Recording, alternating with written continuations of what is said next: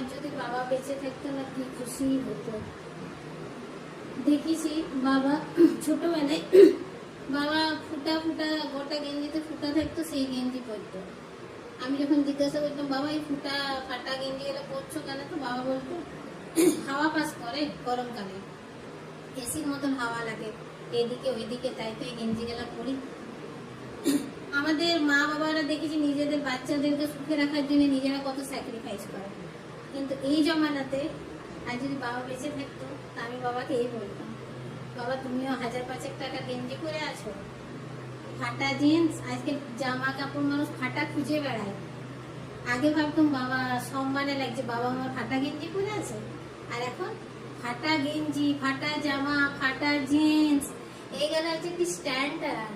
তুমি যদি ফাটা না পরবে তো তুমি কি আর বলবো, মানে ওটা তোমরা বুঝে দাও।